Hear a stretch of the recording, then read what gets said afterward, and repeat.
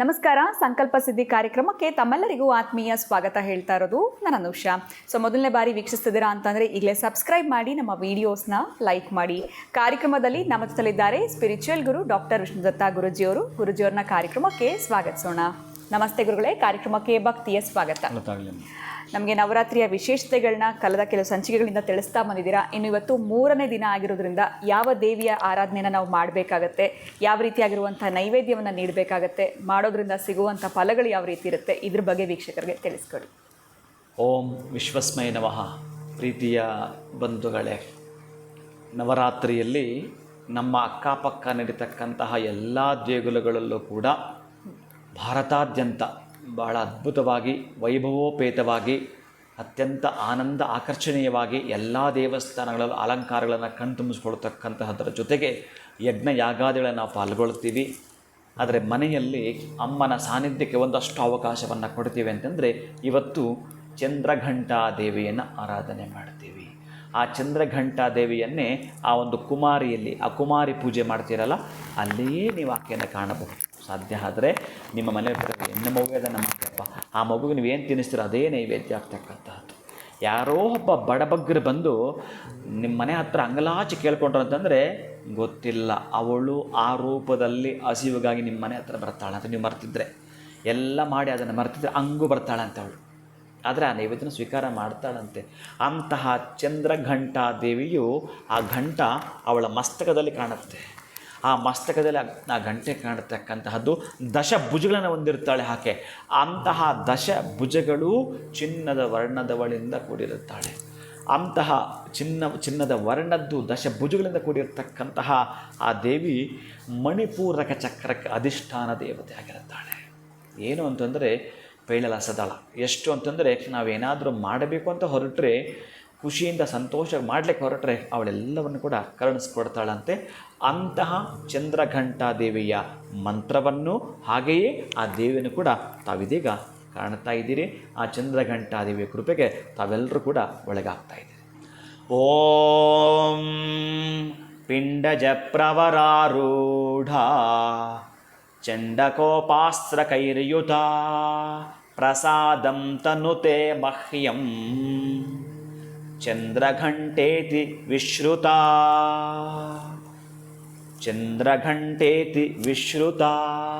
ಆ ಚಂದ್ರಘಂಟಾ ದೇವಿಯ ಶಬ್ದವನ್ನೇ ನಾವೇನಾದರೂ ಕೇಳಿಸ್ಕೊಂಡ್ರೆ ಸೃಷ್ಟಿ ಸ್ಥಿತಿ ಲಯಗಳ ಅಕಾರ ಉಕಾರ ಮಕಾರ ಕೇಳಿಸ್ಕೊಳ್ತಾ ತನ್ಮಯವಾಗಿಬಿಡ್ತಕ್ಕಂತಹದ್ದು. ಯಾವಾಗ ನಮ್ಮ 2 ನಯನಗಳು ಮುಚ್ಚಲ್ಪಡ್ತವೋ 3ನೇದು ತೆರೆಯಲ್ಪಡುತ್ತದೆ. ಅವಳೇ ಚಂದ್ರಘಂಟ. ಅಂದರೆ ನಿನ್ನಲ್ಲಿ ಅಜ್ಞಾನ ಮಾಯವಾಗ್ತಾ ಆಗ್ತಾ ಆಗ್ತಾ ಅಜ್ಞಾನದ ಬೆಳಕು ಗೋಚರ ಆಗ್ತಾ ಇರುತ್ತೆ. ಹಾಗಾಗಿ ಅಂತಹ ಚಂದ್ರಘಂಟಾ ದೇವಿಯನ್ನು ನಾವೇನಾದರೂ ಆರಾಧನೆ ಮಾಡ್ತೀವಿ ಅಂತಂದರೆ ಬಹುಶಃ ಶಾಂತಿಗೆ ಮತ್ತೊಂದು ಹೆಸರೇ ಚಂದ್ರಘಂಟಾ ದೇವಿ. ಅದಕ್ಕೆ ಘಂಟಾಯಾಂ ವಾಸುದೇವಂಚ ಜಿಹ್ವಾಯಾಂತು ಸರಸ್ವತಿ ತಾಡನಂ ವಹ್ನಿದೈವತ್ವಂ ದಂಡೇ ಚೈವತು ಭಾಸ್ಕರಂ ನಾದಂತು ಈಶ್ವರಂ ಪ್ರೋಕ್ತಂ ಘಂಟಾಯಾಂ ಆದಿದೈವತ. ಅಂತಹ ಶಬ್ದವನ್ನೇ ಒಂದು ಸಲ ನಾವು ಕೇಳಿಬಿಟ್ರೆ ಭೂತ ಪ್ರೇತ ಪಿಶಾಚಿ ಶಾಕಿನಿ ಢಾಕಿನಿ ಉಚ್ಚಾಟಯ ತೊಲಗುವಂಥದ್ದು ಮನೆಯಲ್ಲಿದ್ದರೆ, ನಮ್ಮ ಮನಸ್ಸಲ್ಲಿದ್ದರೆ ಕತೆ ಏನೋ ಅದನ್ನು ಅಂತಹ ಲೇಜಿ ಎಂಬತಕ್ಕಂಥ 5 ವಿಕಾರಗಳು ನಮ್ಮಲ್ಲಿ ಇದಾವಂತೆ. ಅಂಥವೆಲ್ಲ ಹೋಗಲಾಡಿಸ್ತಾ 5 ಆಕಾರಗಳು ನಮ್ಮ ಕೊಡ್ತಾಳಂತೆ. ಅವೇ ಪಂಚಭೂತಗಳು. ಹಾಗಾಗಿ ಅಂತಹದ್ದನ್ನು ನಮಗೆ ಆಕೆ ಕರುಣಿಸಿಕೊಡುತ್ತಾಳೆ. ವಿಶೇಷವಾಗಿರ್ತಕ್ಕ ಸಿದ್ಧಿ ಸಂಕಲ್ಪವನ್ನು ಕೊಡ್ತಕ್ಕಂತಹ ದೇವಿ ಅಂತಂದರೆ ಅಂತಹ ಚಂದ್ರಘಂಟಾ ದೇವಿ. ಆಕೆಯೆಂದು ಒಂದು ಕಳಶ ಇಟ್ಟು ಆವಾಹನೆ ಪೂಜೆ ನೈವೇದ್ಯವನ್ನು ಮಾಡ್ತೀರಿ. ನೈವೇದ್ಯ ವಿಶೇಷತೆ ಅಂತಂದರೆ ಇವತ್ತು ನೀವು ಹಯಗ್ರೀವ ಅಂತ ಕರೀತಾರೆ. ಹಯಗ್ರೀವ ಅಂತಂದರೆ ಕಡಲೆಯಿಂದ ಮಾಡಿರ್ತಕ್ಕಂಥ, ಕಡಲೆ ಬೇಳೆಯಿಂದ ಮಾಡ್ತಾರೆ. ತುಂಬ ಚೆನ್ನಾಗಿರುತ್ತೆ, ಅದ್ಭುತವಾಗಿರುತ್ತೆ. ಅದನ್ನು ನೀವೀಗ ಅಮ್ಮನವ್ರಿಗೆ ಮಾಡೋವಂಥದ್ದು, ಸಂಜೆ ಮನೆಯಲ್ಲಿ ಮಾಡ್ತಕ್ಕಂಥದ್ದು. ಸಂಜೆ ಆರಾಧನೆ ಮಾತ್ರ ನೀವು ಹೇಗೆ ಅಂತಂದರೆ ಸ್ವಲ್ಪ ಕಟ್ಟಪ್ಪಣೆಗಳಂತ ನಾನು ಯಾಕೆ ಹೇಳ್ತೀನಿ ಅಂತಂದರೆ, ಈ ಅಲಾರಮ್ ಇಟ್ಕೊಂಡ್ರೆ 6 ಗಂಟೆ ಅಂದರೆ 6 ಗಂಟೆಗೆ ನೀವು ದೇವರ ಮನೇಲಿ ಇರಬೇಕಷ್ಟೇ. ಬೆಳಗ್ಗೆ 6 ಗಂಟೆಗೆ, ಸಂಜೆ 6 ಗಂಟೆಗೆ, ಅಥವಾ 7 ಗಂಟೆಗೆ ಅಲಾರಮ್ ಇಡ್ತೀರೋ 7 ಗಂಟೆಗೆ ಗಂಟೆ ಹೊಡೆದಂಗೆ ಅಲ್ಲಿರ್ಬೇಕು ನೀವು ಅಷ್ಟೇ. ಹಾಗೆ ನೀವು ಶ್ರದ್ಧೆಯಿಂದ ಒಂದು ಟೈಮ್ ಟೇಬಲ್ ಅಂತ ಹಾಕ್ಕೊಂಡು ಈ 9 ದಿನಗಳ ಪರ್ಯಂತ ಅಮ್ಮನನ್ನು ಆರಾಧಿಸ್ತಾ ಬನ್ನಿ. ಇನ್ನು ನಿಮ್ಮ ಕಷ್ಟ ಕೋಟಲೆಗಳಿದಾವಲ್ಲ ಅದು ಸುಮ್ಮನೆ ಯಾರಿಗೂ ಹೇಳ್ಕೊಂಡು ಏನನ್ನ ಮಾಡಬೇಡಿ. ಅದಕ್ಕೋಸ್ಕರನೇ ಬಂದಿದ್ದಾಳೆ. ನಿಮ್ಮದೇನು ನೋವಿದೆಯೋ ಕೇಳಿಸ್ಕೊಳ್ಳೋಕ್ಕೆ ಬಂದಿದ್ದಾಳೆ. ಯಾವತ್ತು ನಿಮ್ಗೆ ನಷ್ಟ ಆಗಿದೆಯೋ ಅದನ್ನು ಕೇಳಿಸ್ಕೊಳ್ಳೋಕ್ಕೆ ಬಂದಿದ್ದಾಳೆ. ಯಾರೋ ಒಬ್ಬರು ಈ ರಾಜ್ಯ ಪರಿಪಾಲನೆ ಮಾಡಬೇಕಾದ್ರೆ ರಾಜ ಏನಿರ್ತಾನೋ ಅದು ಎಲ್ಲಾದರೂ ಒಂದು ಕಡೆ ಬೀಭತ್ಸವಾದಾಗ, ಎಲ್ಲೋ ಒಂದು ಕಡೆ ಮಳೆ ಹಾರ್ಪಟ್ಟಕ್ಕೆಲ್ಲ ಗ್ರಾಮ ಕೊಚ್ಕೊಂಡು ಹೋಗಿದೆ ಅಂತಂದರೆ ಒಬ್ಬ ಮುಖ್ಯಮಂತ್ರಿ ಬಂದು ನೋಡಲಿಕ್ಕೆ ಬರ್ತಾನಲ್ಲ, ಹೌದು. ಹಾಗೆ ದೇವಿ ನಿಮ್ಮ ಮನೆಗೆ ನೋಡಲಿಕ್ಕೆ ಬರ್ತಾಳಂತೆ.